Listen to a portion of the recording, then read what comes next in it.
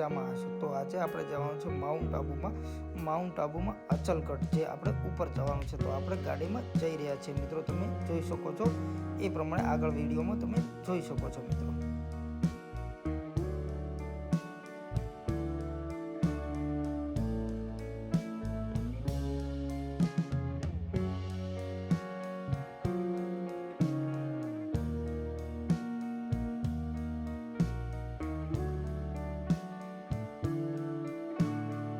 આપણે મિત્રો ગાડીમાંથી ઉતરી અને જઈ રહ્યા છીએ ઉપર, જે જૈન દેરાસરની બાજુમાં થઈને ઉપર જવાનું છે। તો તમે આગળ જોઈ શકો છો મિત્રો, આગળ હું તમને બતાવવાનો પ્રયત્ન કરું છું મિત્રો।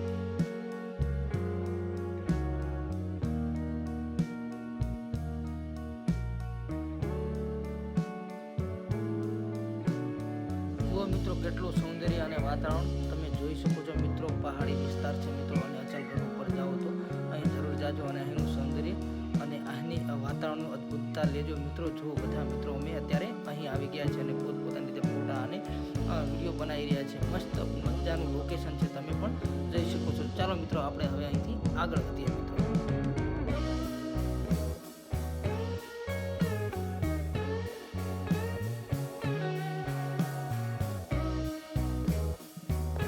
તો મિત્રો અમે આજે છીએ માઉન્ટ આબુ, અને માઉન્ટ આબુની ઉપર અત્યારે ગુરુ શિખર છીએ। તમે મારી પાછળ જોઈ રહ્યા છો તે હું તમને બતાવવાનો પ્રયત્ન કરીશ।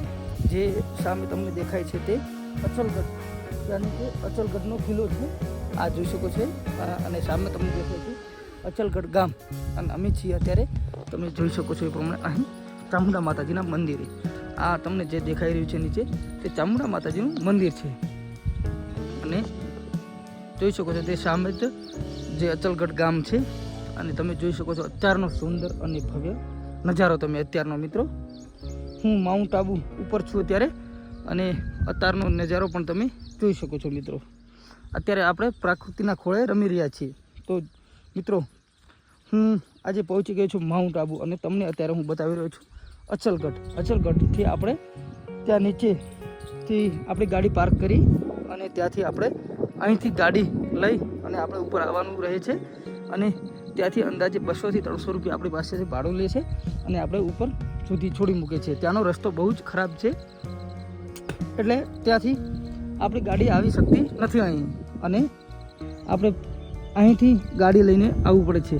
અને અહીંના લોકો આપણે ત્યાં વચ્ચે જ્યાં પગથિયા ચડે છે જૈન મંદિર, ત્યાં આપણે છોડી મૂકે છે મિત્રો, અને ત્યાંથી આપણે અહીં આવવાનું રહે છે। તો જોઈ શકો છો મારી પાછળનો તમે નજારો પણ તમે જોઈ શકો છો। અત્યારે પ્રકૃતિના ખોળે આપણે રમી રહ્યા છીએ। તો મિત્રો, જો તમે માઉન્ટ આવવાનો પ્લાન કરો તો તમે અહીં પણ આવવાનું ભૂલતા નહીં મિત્રો। અને જો ચોમાસાની સિઝનમાં તો અતિ અદ્ભુત અહીંનો નજારો હોય છે। તો જોઈ શકો એ પ્રમાણે મિત્રો અહીં આવવાનું ના મિત્રો, આપણે ઉપર ફરીને હવે પાછા રિટર્ન જે ગાડીમાં આવ્યા હતા એ ગાડીમાં પાછા જઈ રહ્યા છો મિત્રો। અને હું તમને બતાવવાનો પ્રયત્ન કરીશ, તો બન્યા રહો મારી સાથે। આગળ પણ હું તમને બતાવું છું મિત્રો, ક્યાં ક્યાં ફરવાનું થાય છે એ પણ આગળ બતાવું છું, બન્યા રહો મારી સાથે।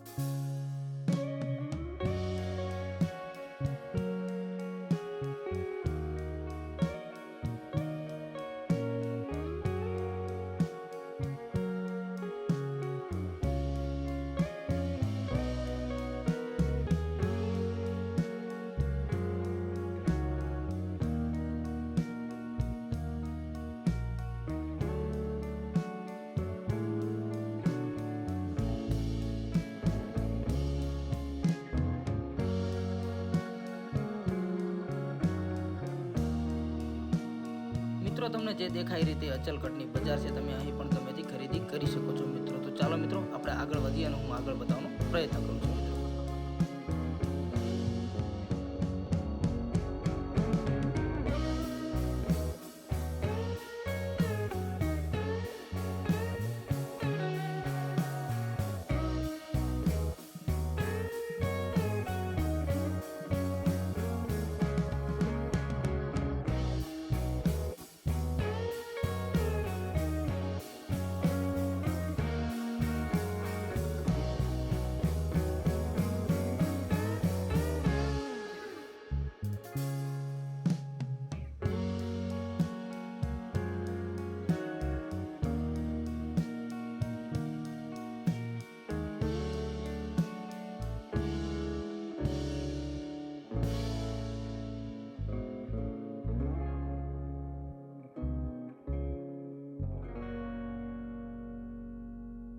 તો ચાલો મિત્રો આપણે અહીંથી જઈએ છીએ, 3 પાડાઓની પ્રતિમા લગાવેલ છે ત્યાં જઈએ છીએ મિત્રો. તો તમને જે રસ્તો દેખાય છે ત્યાં જાય છે અને ત્યાં 3 પ્રતિમાઓ લગાવેલ છે પાડાઓની.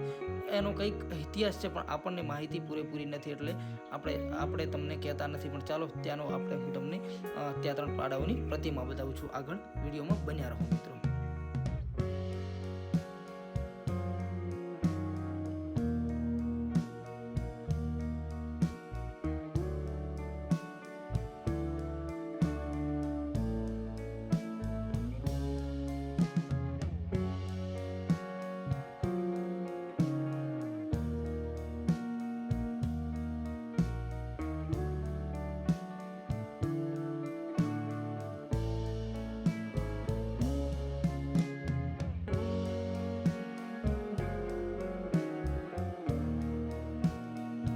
મિત્રો જે તમે જુઓ છો એ 3 પાડાઓની પ્રતિમા લાગેલ છે એ તમે જોઈ રહ્યા છો અને બાજુમાં સામે તમને દેખાય છે તળાવ, એ પણ જોઈ રહ્યા છીએ મિત્રો. તો ચાલો આપણે આગળ વધીએ.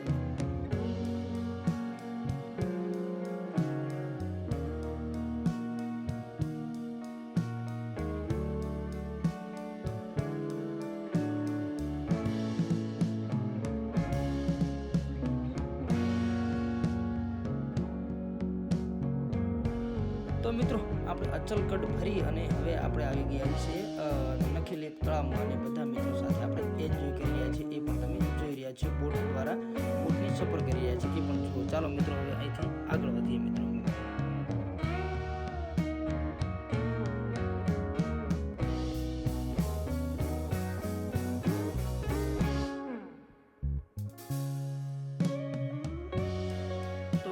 આ છે નખી લેક તળાવ અને મિત્રો સાથે એન્જોય કરવાની ખૂબ જ મજા આવે છે. બોટમાં બેસીને તમે જુઓ છો બંને મિત્રો પાછળ બોટ ચલાવી રહ્યા છે અને હું આગળથી વિડીયો શૂટ કરી રહ્યો છું અને આ છે નખી લેક તળાવ મિત્રો. ચાલો મિત્રો આપણે આગળ વધીએ. આગળ પણ તમને બતાવવાનો પ્રયત્ન કરીશું. અને આ છે અમારી બીજી બોટ, જે તેમાં પણ 3-4 મિત્રો છે અને અમે અલગ 2 બોટ દ્વારા અમે નખી લેકનો સફર કરી રહ્યા છીએ મિત્રો. ચાલો મિત્રો આગળ હું તમને બતાવવાનો પ્રયત્ન કરું છું.